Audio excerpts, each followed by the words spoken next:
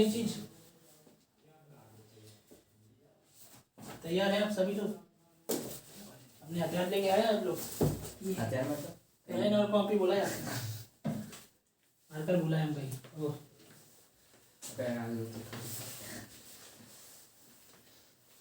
भाई देखिए, आज जो टॉपिक पढ़ने वाले हैं वो देख लीजिए गौर से भाई, आपके लिए हो सकता है नया हो। Nature of roots, nature of roots क्या क्या पढ़ने वाले भाई पता तो होगा पहले इसे, है ना?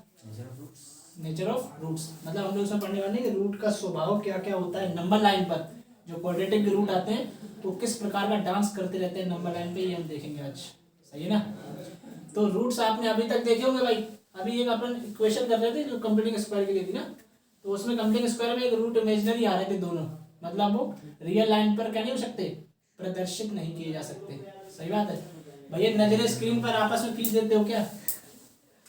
पता नहीं किस बात की, क्या कुछ खोज कर लेते हो क्या तुम लोग 2 मिनट के अंदर भाई? क्या रहा है आज एक दूसरे को दिखा के दे रहा भैया। चलो भाई देखते हैं, लड़ जाओ।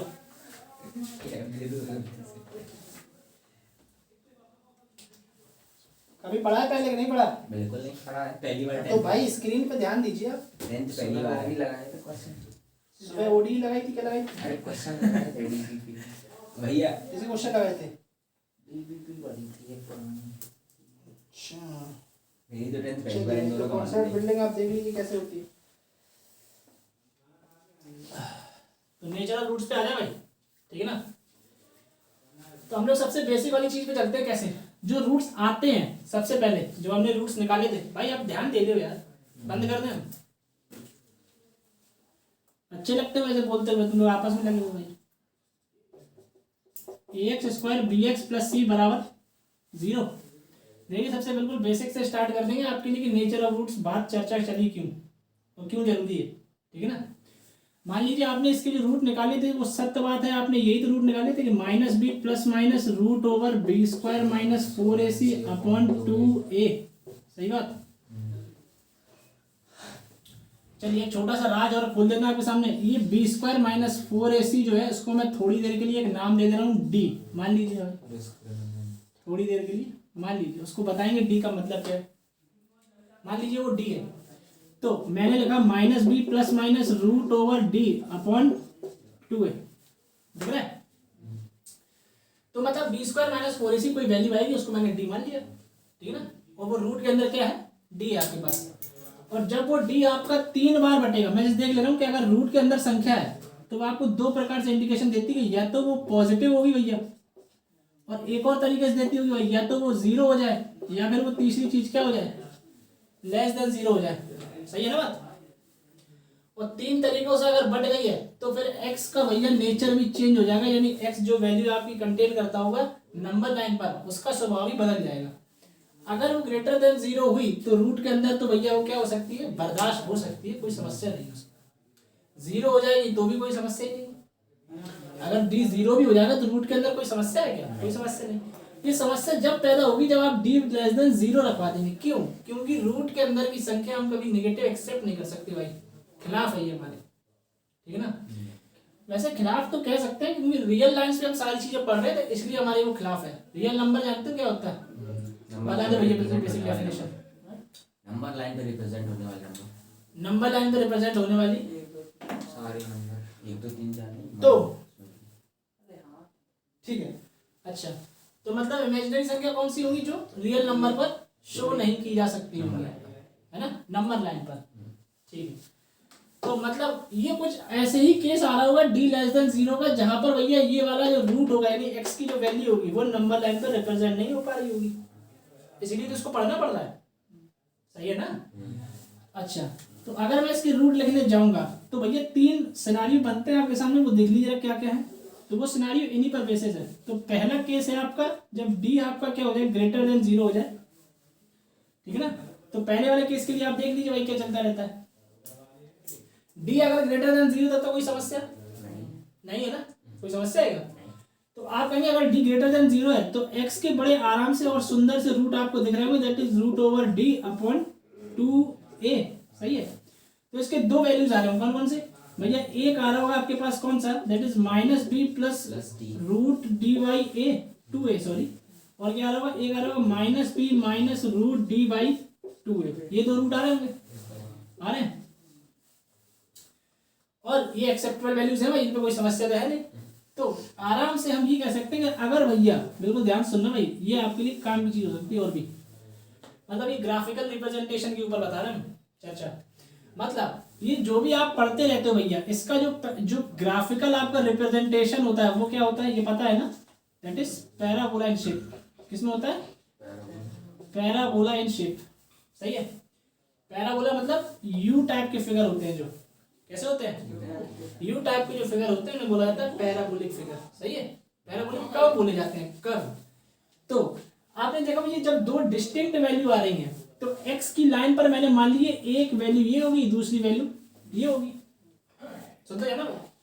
और यू भैया एक अपर आपका, एक आप ये समझ लीजिए ऊपर की तरफ मुंह खुला होगा, और एक हो सकता है ये नीचे की तरफ भी मुंह खुला होगा। दोनों प्रकार के हो सकते हैं ना, सही बात है ना?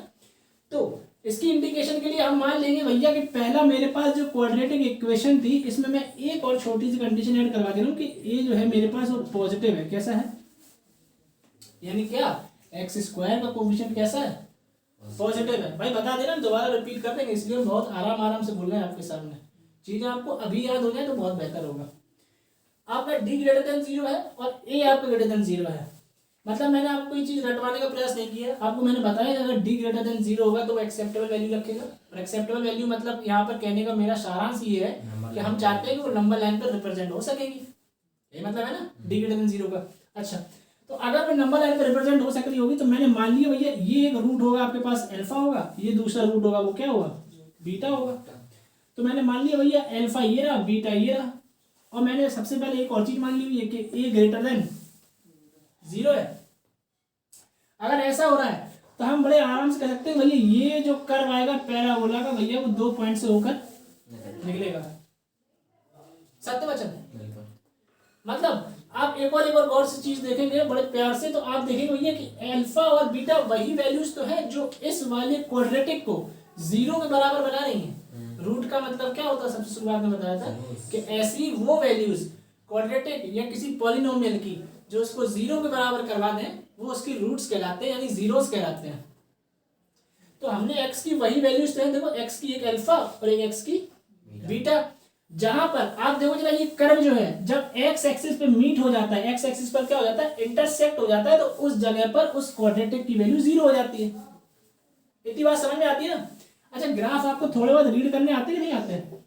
देखिए ये है आपका y एक्सिस, क्या है आपके पास? और ये आपके पास x एक्सिस, सही है। तो y की वैल्यू बढ़ेगी तो भैया ऐसे बढ़ेगी, ऐसे बढ़ेगी। तो अभी ये कहां पर है? यहाँ पर 0 0 होता है, तो मतलब यहाँ पर y 0 है इस पॉइंट पर, और इस पॉइंट पर भी 0 है। समझ में आ रही बात? तो मतलब y भैया 0 हो जाएगा कौन सी वैल्यूज पर? अल्फा और बीटा पर, जो हमारी रिक्वायरमेंट थी, जो हम चाहते थे कि हमारे पास रूट ऐसे आए भैया जहाँ पर। और ये कैसे रूट है भैया? अलग अलग रूट है, एक दूसरे से का कोई नाता नहीं है भाई, एक ही रिलेशन रखते हैं कि एक सेम इक्वेशन को 0 बराबर करवाते हैं। यहाँ तक बात समझ में आ गई? अच्छा, अब भैया आपको ये कैसे पता चला कि ये वैल्यू यहीं तक आएगी? हो सकता है कुछ डेफिनेट वैल्यू होगी ना यहाँ पर, जब आप देख रहे होगे तो यहाँ पर कुछ y की डेफिनेट वैल्यू होगी। ये आउट ऑफ द बॉक्स की हम बात कर रहे हैं, आप ध्यान से सुन लो भाई। अगर ये आप कह दो भैया y की वैल्यू आपकी क्या होता जा रही है, ये हमें पता नहीं चल पा रहा है, ये आपने फिक्स कैसे बना दिया? तो इसके लिए आपको पढ़ना पड़ेगा 12th क्लास में। वहां पे कॉन्सेप्ट होता है मैक्सिमा और मिनिमा ऑफ द फंक्शंस, कि मतलब वो फंक्शन अपनी मैक्सिमम वैल्यू कहां पर अटेन करता है और क्या है वो वैल्यू, वो भी पता चलेगा आपको। लेकिन हम शॉर्ट और समरी बता दें आपको, तो इसकी मैक्सिमम मिनिमम वैल्यू के लिए एक सिंपल फॉर्मूला होता है, वो भी हम आपको लिखवा देंगे। वैसे आपका कोई काम का नहीं है वो, ठीक है ना? और ऐसा जरूरी नहीं है आप सोचो भैया रूट आ जाएंगे तो रूट पे उसकी मैक्सिमम वैल्यू, तो रूट पर वैल्यू हमेशा क्या होती है क्वाड्रेटिक की? 0 होती है। वो मैक्सिमम मिनिमम थोड़ी है इसका। समझ में आ रही बात? अच्छा, तो यहां तक मैंने बात करी डी ग्रेटर देन 0 की और ए ग्रेटर देन 0 की। जिस समय ए लेस देन 0 हो जाएगा उस समय ये कर्व अपने आप अपनी परछाई बदल लेगा और उल्टा हो जाएगा। बताओ भाई, सही कह रहे? तो ये कर्व अब उल्टा यू बन जाएगा। कब? जब आपका ए क्या हो जाएगा? नेगेटिव हो जाएगा। समझ में आ गई ये वाली?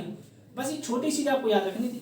d ग्रेटर देन 0 होगा तो x एक्सिस पर दो जगह निश्चित काटेगा, सही बात। और a ग्रेटर देन 0 है तो u का मुंह खुला होगा ऊपर की ओर, और अगर a लेस देन 0 हो जाएगा तो u कैसा होगा भैया, नीचे की ओर। समझ में आ गई इतनी कहानी? ठीक है भाई, मिटा लें।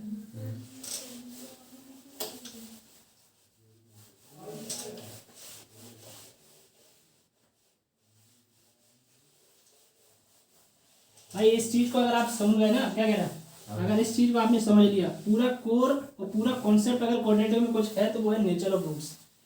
बाकी सब तो आपका दिमाग की घोड़े दौड़ाने के लिए था भाई, ये आपको समझने के लिए है। जितना आप बेहतर समझ पाएंगे आप कोऑर्डिनेटर में उतना जबरदस्त हो पाएंगे। वैसे इतना कॉन्सेप्चुअल 10th क्लास में पूछते रहेंगे, लेकिन आगे क्लास के लिए आपको हमेशा मदद करेगा भाई, ठीक है ना। अच्छा, तो हमने 3 केसेस बांटे हुए भाई, कौन कौन से? एक तो भैया आपने d ग्रेटर देन 0 बता दिया, एक आप d इक्वल टू 0 बता दीजिए, और एक d लेस देन 0 बता दीजिए, सही है। और a ग्रेटर देन 0 के लिए हमेशा भैया पैराबोला शेप हमेशा ऊपर की ओर रहेगा। कैसा रहेगा? ऊपर की ओर।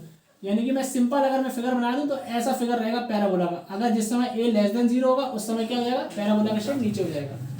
इतनी सी बात आप हमेशा याद रखें भाई। अच्छा, ये हमारा केस हो चुका है भाई, पहला वाला, ठीक है ना। अब d इज इक्वल टू 0 पे आ जाइए आप। कहाँ पर आ जाए? d इज इक्वल टू 0 पे। तो मान लीजिए जब d इज इक्वल टू 0 हो रहा होगा तो x के जो रूट हमने निकाले थे अभी, -b plus minus root over dy 2a, that is जब आपने d भैया 0 रखवा दिया तो दैट इज -b/2a। अरे यार ये हो क्या रहा है, आपको पता है, आप चाहते थे x की दो वैल्यूज, लेकिन जब d 0 हो गया जो कि प्लस माइनस बन रहा था, दो रूट कंटेन कर रहा था, उसी को आपने 0 कर दिया। तो अब वो दूसरा रूट क्या होगा, यानी कि यही वो दूसरा रूट होगा भाई। समझ में आ रही है कहानी? इसको आप ध्यान दीजिएगा हमेशा। मतलब अगर मैं इसका ग्राफिकल रिप्रेजेंटेशन देखूंगा तो इसको बड़ा ध्यान से देखिएगा।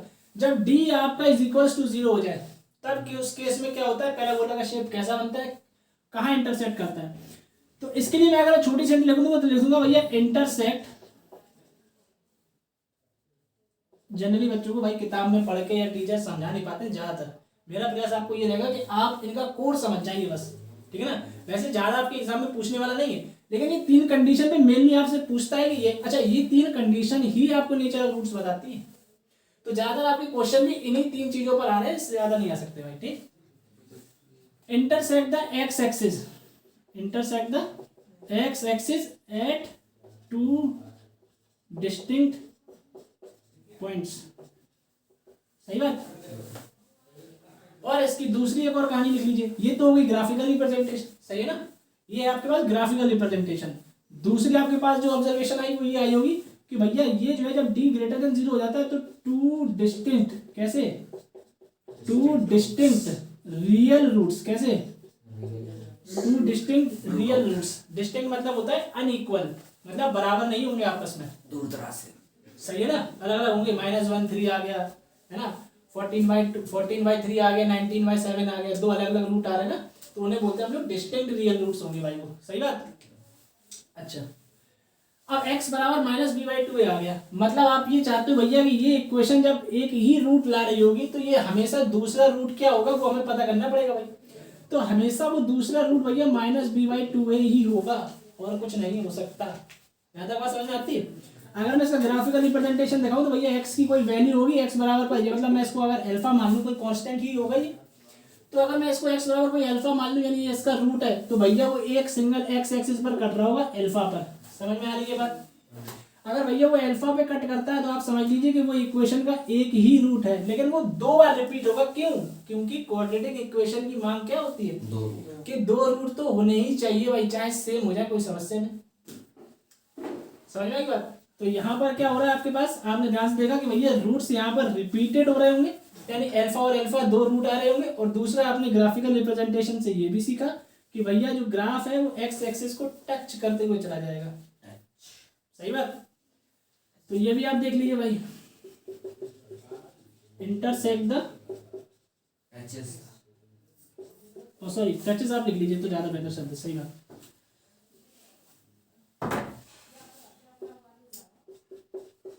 Touches the x axis at only single point है ना, सिंगल पॉइंट रियल पॉइंट, सही है। और रूट्स का जो नेचर होगा वो क्या होगा, रूट्स का नेचर होगा भैया, roots are real and repeated बोल लीजिए या फिर इक्वल बोल दीजिए, क्या बोल दीजिए, इक्वल। बताओ भैया यहाँ तक कहानी समझ में आई पूरी, पहले ये बताइए, क्रिस्टल क्लियर। सही है ना, यहाँ तक बताइए भाई, क्रिस्टल है निकली है, बिल्कुल। यहाँ भाई टीचर ही बोलते थे, क्रिस्टल क्लियर। यहाँ तक आ जाइए भाई, थक गए यार, बड़े आगे। बिल्कुल एच। चलिए भाई, तो ये कहानी आपकी किसके लिए थी, अच्छा हम तीनों सिनारियो आपके सामने बना दे रहे हैं। ये वाला जो कर्व है आपके लिए वो किसका था भैया, ये कर्व था जब आपका एक्स एक्सिस पर कर्व 2 बार काटे भैया, कहाँ पर काटे, 2 बार, सही है। तो उसको मैं बोल रहा था अल्फा और ये बीटा, जब ये डी ग्रेटर देन 0 का केस है भाई, सही है। इसके लिए आ जाइए, ये तो परम है बिल्कुल, ऊपर से ही गायब। परम बिल्कुल, मतलब x बराबर जब आप रखवाने जाओगे -b plus minus root D by 2a, और जब आपने बोल दिया कि d लेस देन 0 है, तो भाई मेरे रूट के अंदर -b प्लस माइनस रूट के अंदर एक नेगेटिव संख्या आ रही है, जो कि वास्तविक संख्याओं को बिल्कुल बर्दाश्त नहीं है भाई, ठीक है ना, तुरंत बेघर कर देंगे भाई। जब बेघर किया होगा तो आप समझ लीजिए x को कोई रियल वैल्यू नहीं मिल पा रही होगी, मतलब कि नो रियल वैल्यू, सही बात, कोई रियल वैल्यू नहीं मिलेगी। इसका मतलब ये कि कर्व जो है वो एक्स एक्सिस को कभी ना टच करेगा ना काट पाएगा, ऊपर से गायब। मतलब हवाई में रहेंगे ये अपनी खुशी में। तो जैसे ही मैं इसका कर्व बनाऊंगा भाई, आप ध्यान से देखना, इसमें क्या हो रहा होगा कि भैया ये कर्व एक्स एक्सिस को ना तो काटेगा ना ही छुएगा, तो ये कोसों दूर रहेगा एक्स एक्सिस से, सही बात। एक और बात बताए इंटरेस्टिंग, जब आपका d लेस देन 0 होगा तब आप एक बात ध्यान से सुनना बिल्कुल गौर से, क्या चल रहा होगा हर बार क्या चल रहा होगा कि जब भी ये क्वाड्रेटिक आप लिख रहे होगे भैया, जो भी क्वाड्रेटिक आपने लिखी होगी, मान लीजिए ये क्वाड्रेटिक आपकी थी और उस क्वाड्रेटिक के लिए आपके पास ऐसी कुछ कंडीशन बन के आ गई होगी, तो d लेस देन 0 पर हमेशा या तो कर्व लेस देन की वैल्यू ले रहा होगा या ग्रेटर देन 0 की वैल्यू ले रहा होगा। पहले बड़ी कुछ नहीं पढ़े, ध्यान सुनना, फिर से बोलना है। जब आपके पास d लेस देन 0 का केस आ जाए, ठीक, तो क्वाड्रेटिक हमेशा पॉजिटिव ही रहेगी, नेगेटिव नहीं हो सकती। क्वाड्रेटिक कौन सी क्वाड्रेटिक, जो इक्वेशन थी, यानी वो इक्वेशन प्योरली भैया पॉजिटिव रहेगी।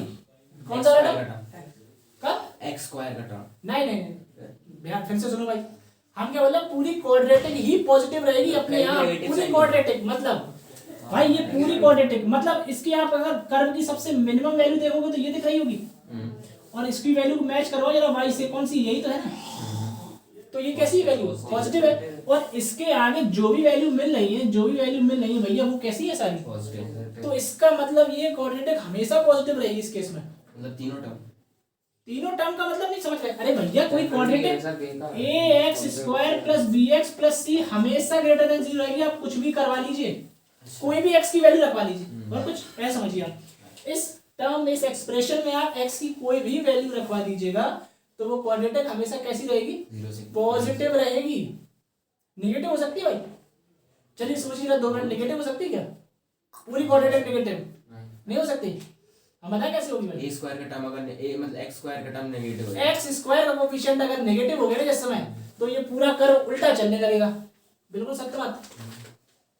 तो जिस समय ये भैया a का, ये कब हो रहा है, जब आपके पास d ग्रेटर देन 0 है और a ग्रेटर देन 0 है, बोलो भाई, सॉरी d लेस देन 0 है, ठीक है ना, और जब आपके पास ax square plus bx plus c आपके पास भैया क्या हो रही होगी, ग्रेटर देन सॉरी नेगेटिव हो रही होगी, तो यहाँ पर 2 चीजें हो रही होगी, एक तो भैया डिस्क्रिमिनेंट हमेशा, ये ऑलवेज ट्रू की बात कर रहे हैं, कैसी, ये हमेशा ही सत्य होगा, मतलब आप x की ब्रह्मांड से कोई भी वैल्यू उठा लाना भाई और इस वैल्यू में उठा के रखवा देना, जिस समय अगर d नेगेटिव आ रहा होगा तो वो 2 ही वैल्यू अप्रोच कर रहा होगा, या तो टोटल नेगेटिव या तो टोटल पॉजिटिव। अब आप कहोगे 2 ही तो वैल्यू होती है, क्या बेवकूफ बना है। जब अब आप इस तक और कर लीजिए भाई, एक्स स्क्वायर का कोएफिशिएंट क्या हो, a, अगर पॉजिटिव है तो पॉजिटिव, अगर a नेगेटिव है तो फिर नेगेटिव। इतनी बात भेजे में घुसी बहुत अच्छे से। तो ये केस कब होगा, जब d नेगेटिव हो और a भी क्या हो, नेगेटिव हो। यहाँ तक बात समझ में आई। ग्राफिकल रिप्रेजेंटेशन क्या है भैया, इट कैन नेवर टच और इंटरसेक्ट द एक्स एक्सिस, पहली चीज। और दूसरी चीज ये है कि रूट्स आर इमेजिनरी और डिस्टिंक्ट और डिस्टिंक्ट का तो अभी याद ही नहीं है। सब आपने पॉलिनोमियल भी बता दिया था। सही बात है भाई, ये केस कंसीडर नहीं किया हुआ। नहीं ये जो बता दे, तीनों बता दे। सब बता दिया। अरे बेवकूफ आदमी, ये बताया था क्वालिटी कभी पॉजिटिव रहेगी कभी नेगेटिव रहेगी। नहीं ये नहीं, ये नया है। बता दी थी। ये इतनी तीन सी बात अलग है। हाँ इतनी सी बात अलग है। चलिए तो इसके लिए आप एक चीज और लिख लीजिए भाई, इस वाले केस के लिए जो हम चलवा रहे हैं, कौन सा वाला, तीसरा वाला केस है जो d लेस देन 0 के लिए, एक कहानी आप लिख लीजिए कि इट डज नॉट टच और इंटरसेक्ट भाई, बोलो भाई, द एक्स एक्सिस, ठीक है ना। और एक और क्या है कि रूट्स आर इमेजिनरी, कैसे होंगे, इमेजिनरी रूट्स होंगे भाई इस केस में। बोलो भाई यहाँ तक बस कोई समस्या भाई किसी को? मजा आया? आप कहोगे भैया वही चीज दोबारा पढ़ा दीजिए, आगे हम कोई नई चीज पढ़ा दे मुंह बना लो तुम लोग सबके। तो भाई थोड़ा अटेंटिवली देखा करो, जो बता रहे हैं हो सकता है कुछ नया मिल जाए, ठीक है ना। मिल गया लास्ट का पॉइंट। वैसे आपका कोई काम का नहीं है भाई, बिल्कुल इंटरेस्टिंग बात है, क्योंकि आपको सिलेबस में चीज, लेकिन आपको फील आया कि हाँ ऐसा हो रहा होगा, निश्चित हो रहा होगा भाई। समझ में आई नहीं बात? अच्छा, यही पूरा नेचर ऑफ रूट्स का क्या था, कोर कॉन्सेप्ट था। सही है। तो एक छोटे से हम पेज में या एक छोटे से हम सोच रहे एक फ्रेम में आपको पूरा सा एक समराइज करा रहे हैं, काम 35, ठीक है ना। जल्दी जल्दी देख लीजिए। तो उस पर हम आपकी ग्राफ की बात नहीं करेंगे, हम केवल क्या बात करेंगे कि रूट्स कैसे होंगे, उसको आप याद रख लीजिए, ठीक है ना। चलिए भाई,